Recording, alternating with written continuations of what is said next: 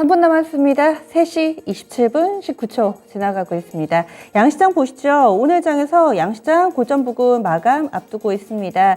양봉을 만들어내면서 거의 9시 구간대 시가 부근에서 저점 만들고요. 이후에 쭉쭉 뻗어나가는 흐름으로 마무리 좋아 보입니다. 코스피 지수가 전거래일 대비 0.6% 오르면서 2756.72포인트 정도 선에서 마감 지을 것으로 보이는데요. 이 정도 수준이면은 오늘 장에서 5일 이동평균선 당연히 위에서의 흐름, 그리고 60일선이 지금 막판에 허들이 되는데 조금 더 오르면 60일선 위에서 종가 만들 것 같거든요. 그 부분입니다.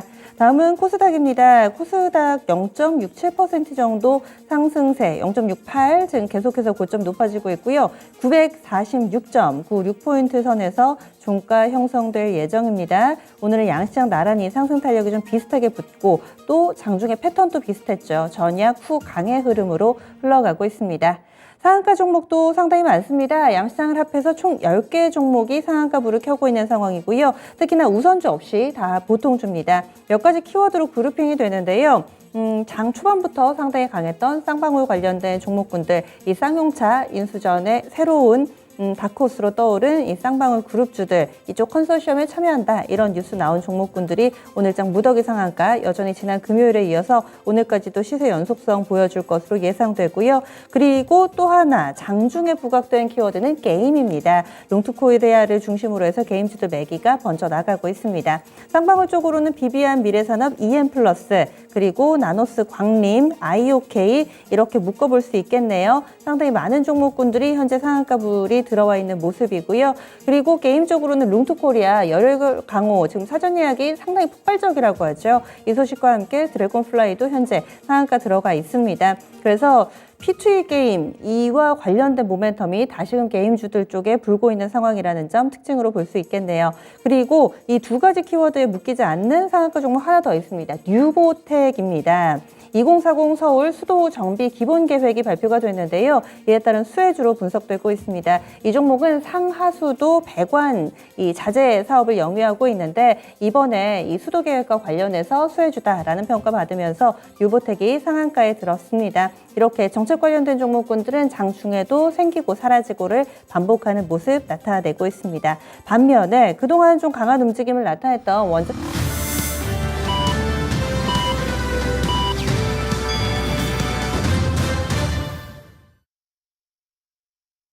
4월 4일 월요일 국내 증시 마감됐습니다. 지난 금요일이 4월의 첫 번째 거래일이었고요. 그리고 오늘 또 이렇게 진행이 됐는데 지난 금요일에 약간 밀렸고 오늘 장에서 어느 정도 좀 만회를 해주면서 지수 조금 더 오르지 않을까라는 기대감 커지는 모습입니다. 오늘 장에서의 우리 증시의 흐름은 전약 후 강이었고요. 그리고 일본 증시 흐름 확인해 보겠습니다. 오늘은 중국 증시가 청명절 연휴로 인해서 중국하고 대만 증시 휴장이기 때문에 이쪽을 보셔야 돼요. 일본 증시를 확인해 볼 텐데요. 니케이 225 지수 마감 다소 좀 밋밋하게 오늘 종가가 나왔습니다. 전거래일 대비로는 0.25%의 제한적인 상승세만을 띄었습니다. 그래서 일본 니케이 종가가 27,736.47엔대 기록했는데요. 패턴상으로 보자면은 우상향은 맞는데 거의 뭐 강보합권에서 횡보하는 움직임이어가지고 장중에 대체로는 제자리 걸음 정도의 성격으로 볼 수가 있습니다. 이렇게 일본 증시 동향 알아봤고요. 다음으로는 국내에서 환율 동향 넘어가 보겠습니다. 원달러 환율이 오전까지만 하더라도 좀 오르나 싶었는데요. 장중에 하락으로 전환됐습니다. 한 2시 구간대쯤이었는데 원달러 환율 하락으로 돌아서서 이런 수준에서 거래를 마쳤는데요. 오늘 종가 체크해 보시죠. 많이 밀리지는 않았는데 장중에 방향이 바뀌었다는 데서 의미가 있지 않을까 싶습니다. 한 2시 구간대 즈음에 이렇게 큰 변화가 나타나게 됐고요. 지금 일본의 자민당이 일본은행의 환율 정책에 주의를 기울일 필요가 있다, 이런 경고를 내렸답니다. 뿐만 아니라 엔화 추락이 과했다라는 평가를 받고 있는데 이런 부분들이 또 신흥국 환시에 크게 또 영향을 미치는 모습이고요. 오늘 장 종가 보겠습니다. 원달러 환율 전거래일 종가하고 크게 좀 달라지지는 않은 모습이고요. 이런 10전의 하락만 보여줬습니다. 그래서 1214원 40전에 거래를 마쳤습니다. 장 초반에 참고로 1220원대였습니다. 그러니까 장중에 변동폭으로 치면은 6원 정도 빠진 거여서 변동폭은 좀 커졌고요. 전일 종가 수준 정도까지 상승 탄력 반납하고 하락으로 전환되면서 거래 마쳤습니다. 원달러 환율 3거래일 만에 하락으로 전환됐습니다. 그러면 국내 증시 정리해 보겠습니다. 시황센터 다녀오시죠. 양시장이 상승으로 거래를 마쳤습니다. 시작은 불안했지만 그래도 장중에 상승 탄력이 서서히 붙으면서 기분 좋은 마무리를 지었는데요. 이번 주에는 삼성전자의 1분기 실적 발표를 시작으로 실적 시즌도 오픈이 됩니다. 개별적인 종목에 대한 주의를 좀 기울이셔야 될 것 같아요. 네, 코스피 지수부터 확인해 보시죠. 네, 오늘 코스피 지수 마감가 살펴보시면요. 2,757포인트에 멈춰섰습니다. 0.6% 상승 흐름 기록했고요. 거래 대금은 9조 원대 중반이었습니다. 분봉 차트로 흐름 보겠습니다. 네, 보시면 코스피 시장 하락 출발로 시작해서 바로 상승 전환했는데요. 장중에는 강보합권 수준의 상승 탄력을 유지하다가 점차 오후장에서 상승 탄력 높여가더니 2,750선 넘겼습니다. 이로 인해서 조금 더 추세적인 상승일까 이런 기대감을 주고 있습니다. 다음으로 수급입니다. 네, 역시 수급이 좀 마지막에 변했는데요. 개인이 매수폭을 축소하더니 결국에는 6억 원 매도로 거래를 마쳤고요. 외국인과 기관 같은 경우에는 매수 쪽으로 돌아서는 움직임을 기록했습니다. 기관에서는 124억 원, 그리고 외국인은 220억 원 사자세를 기록했습니다. 업종별로도 확인해 보겠습니다. 전반적으로 봤을 때 지수 자체가 오름세를 다시 한번 보이다 보니까 상승했던 섹터들이 훨씬 더 많았고요. 그 가운데서 오늘은 기계 섹터가 2%대로 가장 급등세를 기록했습니다.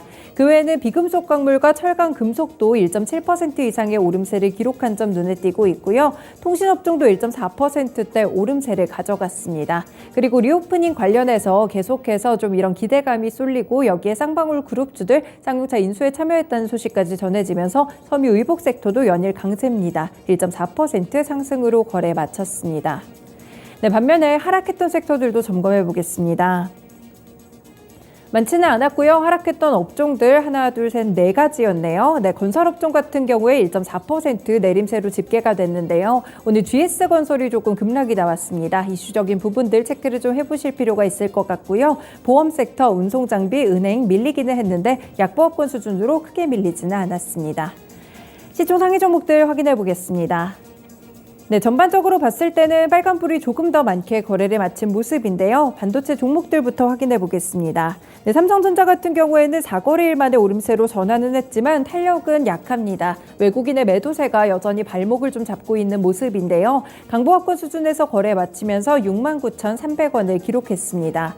SK하이닉스 0.8% 올랐지만 11만 7천 원 선, 여전히 12만 원 선 아래쪽으로 플레이가 되고 있고요. 일단 3거래일 만에 반등을 줬습니다. 오는 7일에 말씀드린 대로 삼성전자의 실적이 좀 발표가 될 텐데 일단 전망 자체는 나쁘지 않습니다. 다만 증권가별로는 약간의 이런 온도차가 있기 때문에 함께 좀 확인해 보실 필요가 있겠습니다. 네, 오늘 2차 전지 쪽으로 살펴보시면 LG 에너지솔루션이 2.4% 오르며 43만 8,500원으로 종가를 형성했고요.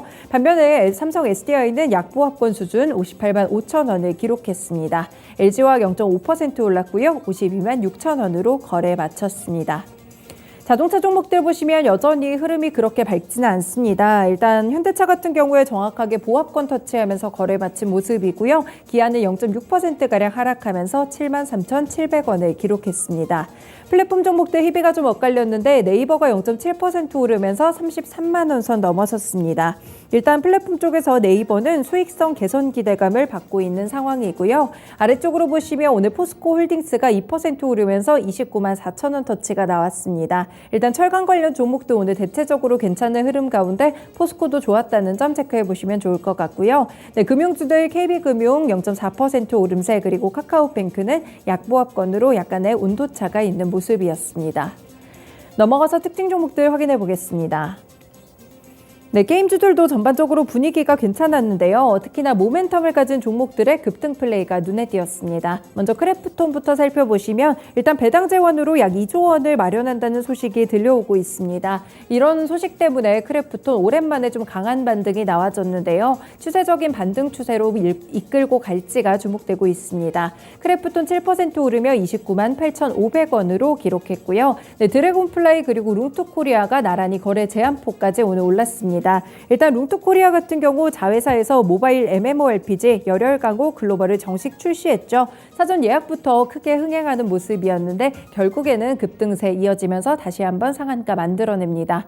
네, 그리고 드래곤플라이도 살펴보시면 2,690원으로 거래 마친 모습인데요. 합작법인이 개발한 럭키포커가 P2E 게임 오픈 베타 서비스를 시작한다는 소식이 주가에 큰 영향을 줬습니다. 그 외 M게임도 보시면 이모탈이 동남아시아에서 이제 출시가 된다 이런 소식들이 영향을 미치면서 M게임 6% 올랐고요. 1,800원으로 거래 마칩니다.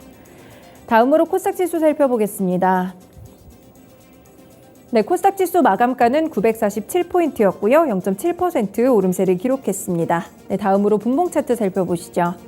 네, 오늘 코스피 시장과 코스닥 시장 거의 추세가 좀 비슷한 흐름이었는데요. 출발 자체는 약했지만 이후에 장중에 탄력을 잘 유지하면서 강보합권 이상의 상승 탄력으로 한 차례 올려간 모습이 눈에 띄고 있습니다. 결국에는 940선 넘어서면서 중반대에 안착하는 모습, 고점에서 마무리가 됩니다.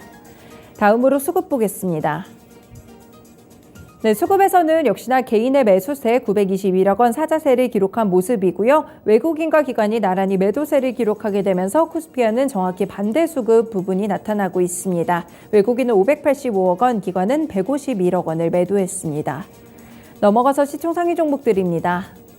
네, 전반적으로 분위기 자체는 혼조세 정도로 거래를 마친 모습인데요. 특별한 이슈가 있다기보다는 약간의 흔들리는 종목들이 있었습니다. 네, 먼저 셀트리온 그룹주들 각각의 다른 움직임 기록한 가운데 셀트리온 헬스케어가 0.7% 오른 64,400원을 기록했습니다. 셀트리온 제약은 0.5%가량 하락한 모습이고요. 2차전지 소재 쪽에서도 온도차가 좀 있었는데 에코프로비엠은 0.4% 밀리며 거래 마쳤습니다. 반면에 LNF가 1% 이상 오르며 22만 9,900원을 터치한 모습이고요. 첨보도 약보합권 정도 수준으로 그쳤습니다. 네, 게임 종목들 그래도 오늘 개별적인 이슈가 있다면 약간의 상승 탄력이 높은 모습이었는데 카카오 게임즈가 약보합권을 기록을 했고요. 펄어비스가 2.8% 오르면서 104,200원 이틀째 상승 탄력 이어가고 있습니다. 네, 위메이드도 오늘은 상승 쪽에 가까웠고요. 2.6% 오른 103,300원으로 거래 마쳤습니다. 아래쪽으로 HLB 오늘 강보합권 수준이었고요. CJ ENM도 0.4% 올랐습니다. 대체적으로 1% 내외에 이렇게 등락폭이 나타난 가운데 LX 세미콘을 보시면 오늘 시가총액 14위로 뛰어오른 모습입니다. 그동안 3월 달에 좀 상승 탄력이 높게 관측된 모습인데요. 일단 가파르게 오르더니 일단 살짝 쉬어가는 부분에 차트에 있고요. 시가총액 자체는 14위까지 점프했습니다. 오늘도 3% 추가적인 상승 탄력 보이면서 14만 8천 원을 기록했습니다. 넘어가서 특징 종목들 살펴보겠습니다. 네, 쌍방울그룹주가 연일 상한가를 터치했습니다. 쌍용차 인수 기대감 때문인데요. 에디슨모터스의 쌍용차 인수가 무산되자 다음날 바로 인수 의향을 밝히고 TF를 꾸려서 작업에 나섰습니다. 특히나 제조회사인 광림을 중심으로 엔터회사 IOK, 광학부품 제조사, 나노스 등이 인수에 나설 것으로 관측되고 있는데요. 실제 장 마감 이후 나왔던 조회 공시에서도 광림은 쌍용차 인수를 검토하고 있다고 직접 밝혔습니다. 네, 관련 종목들 살펴보시면요. 오늘 상한가 터치한 종목들이 모두 6가지 종목들입니다. 일제히 관련 종목들로 분류하시면 될 것 같고요. 쌍방울 1,310원, 미래산업 24,350원을 기록했습니다. 비비안 살짝 거래 제한폭에 미치지 못하게 금요일날 마감을 했었는데 결국에 4,615원 상한가 터치가 나왔고요. IOK도 2,085원 기록했습니다. 광림과 나노스까지 일제히 상한가, 관련 종목으로 꼽히고 있는 KH 필록수도 25% 급등세를 기록했습니다. 오늘 아래쪽으로 이슈 관련 종목도 한 가지 더 보시면 약간 테마성 종목으로 좀 보시면 되겠죠. 서울시가 20년 이후에 수돗물을 안심하고 먹을 수 있도록 2040 서울 수도정비 기본계획을 발표했습니다. 10년마다 수립하는 법정 계획인데요. 일단 장기 사용의 상수관로 3,072km를 단계적으로 지속적으로 교체해 나갈 전망입니다. 네, 오늘 관련 종목들 보시면 뉴보텍이 상한가 터치하면서 1,530원으로 거래 마쳤고요. 화성밸브나 동양철관도 두 자릿수대 강세 흐름이었습니다. 일부 종목들 같은 경우에는 탄력이 막판에 좀 빠지게 되면서 둔화되는 종목들도 있었는데요. 웰크론한택이 2% 오르며 4,065원, 한국종합기술이 5.7% 오르면서 7,590원으로 거래 마쳤습니다. 네, 마지막으로 선물시장 살펴보겠습니다. 네, 현재는 선물 6월물 0.5% 오름세 기록하면서 365포인트 회복세 차트 기록하고 있습니다. 수급도 마지막으로 체크해 보시죠.